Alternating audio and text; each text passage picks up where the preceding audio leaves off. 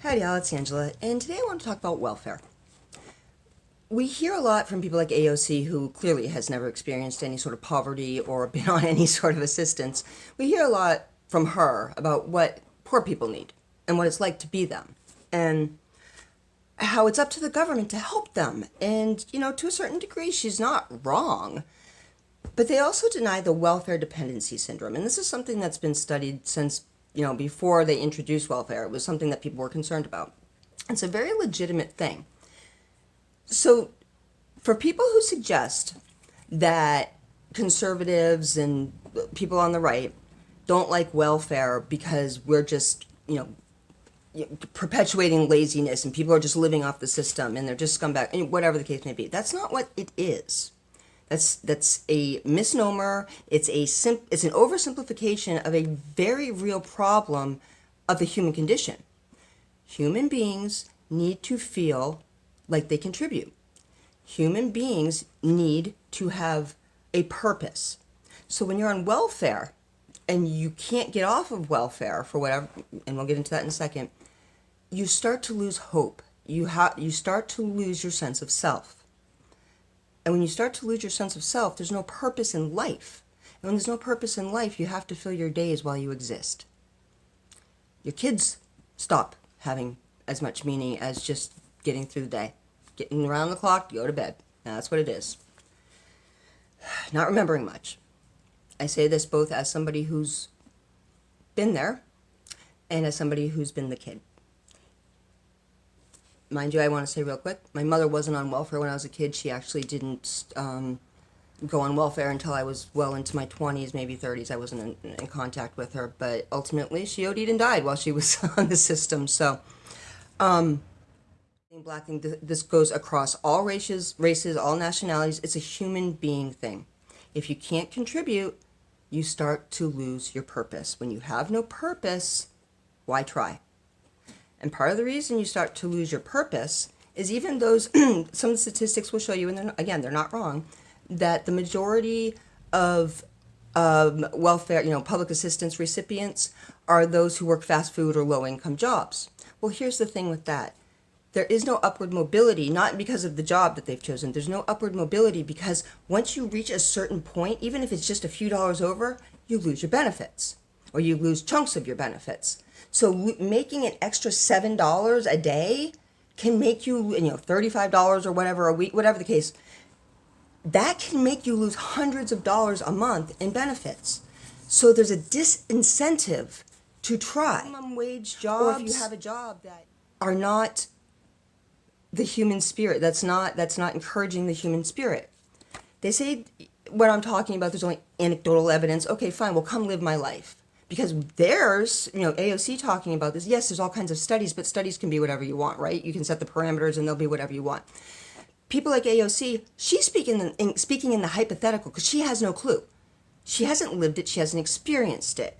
She's regurgitating things that she's told to say, as we know, because she's scripted most of the time, and when she's not, well. I've lived it. I've watched my cousins lived it. I've had neighbors lived it. And I've seen both sides here because it's really, really easy to lose your wealth. It's very hard to get up, especially if you've only ever known poverty, because you don't understand money. And this brings me to the school system. When you're in a school system where you're told you're a victim, and we do this more to black children more than anybody, I believe. When you're told you're a victim of everybody else, and you'll always be lower because people that don't look like you think they're better than you, of course they're not going to get up. They're going to be entitled because those white people who think that they're better owe me now. That's not right. And the Native Americans, if you want evidence of what welfare does, government dependence does, talk about a decimated, just race of people. Oh my goodness. Have you ever seen what happens on or Native American reservations? Excuse me, I don't know if forgive me. Native American reservations, you have inadequate health care because the doctors are supposed to come to them and it's not very good there. You have poor schooling, you have poor literacy rates, you have drinking and drugging, you have crime, there's no purpose. And It's part of our checkered, disgusting history. It's one of the things we learn from. We make it better the best we can, and we move on.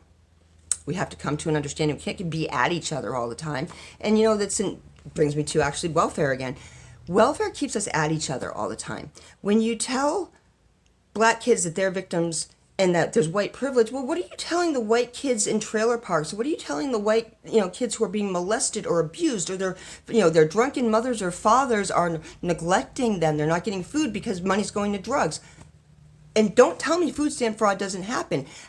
Studies will show that hundreds of billions of dollars every year in fraudulent claims are discovered by the government. And that's the ones discovered. I also have an aunt who was arrested for food stamp fraud. I also have an aunt who, steals her kids' meds, asks me for my meds, and, sells them. I have aunts who, were on child support, got all kinds of government assistance, housing, food stamp, you name it, she got it. But she also sent my cousin to work at 14 years old at Dunkin' Donuts. 14 years old, 5:30 in the morning, making donuts so she could pay her mother rent. The woman had Section 8. So don't tell me, this isn't about color, this isn't about my privilege, because don't tell me there's privilege when she comes downstairs and she sees her mother naked on the floor with some guy that she just picked up, and a pile of Coke, because it was the 80s, not pills, but a pile of Coke sitting on the table with her big pens from her school backpack are all pulled apart so they can snort the cocaine. How is that privilege? And you know what? Maybe her skin color does give her some immediate, instant advantage in terms of the visual, but that doesn't really help when you're going home to a family like that. It doesn't really help when your mom tells you go out and make some money when you're my other cousin, and he became his mom's dealer. Same cousin impregnated a 14-year-old girl when he was 25 years old. Interesting thing there is he was her mom's dealer. Mom was okay with them doing drugs in the house because she was there and she could keep an eye on them. Apparently she didn't keep a very good eye on them because her 14-year-old got pregnant by a 25-year-old drug dealer. And neither one of them has seen that baby in a long time. He was adopted by somebody else. Ultimately, the state took him away. But that's what welfare breeds. You just have to fill your days. It all becomes about keeping the money. You got to, there's fear, and then there's entitlement. So it's not just one set of emotions or thinking that goes along with it. Some people are afraid they're going to lose their benefits. They're terrified. What are they going to do? So they can't make more money. Some people start to believe, especially when they're multi-generational welfare people, they start to believe that this is their lifestyle, this is their legacy, this is what's owed to them. That's sick. We should be inspiring people in this country. Other people can come from all around the world, every country, you name it. They can come here and they can be successful. Ilhan Omar is a perfect example. The woman came here, she understood the opportunities of America, and she took full advantage of them to the point where she's in Congress. So don't tell me the American dream isn't real. That's absurd. We just don't let our own kids know it's real. This is why people like Tim Scott, who does understand what it's like to be in poverty, who does understand what it's like to live in the worst of the worst. Tim Scott's opportunity zones are a beautiful, brilliant use of government funding as far as I'm concerned. Because he's setting them up. He's setting up opportunity zones. They're not making people part of the system. When people can contribute to their own growth, and especially their own community's growth, they are more invested. When you're just receiving a check and you're afraid to lose it, or you're just so strung out because you've had no purpose for so long, you don't contribute and you're not part of the conversation. You're just somebody existing. Americans especially, we are given a gift. We are a beautiful idea. So don't tell me the dependency isn't real. No, it's not always because somebody sets out to be that way. But if you're already somebody who has a drug problem and you're handed money every month, what are you going to do?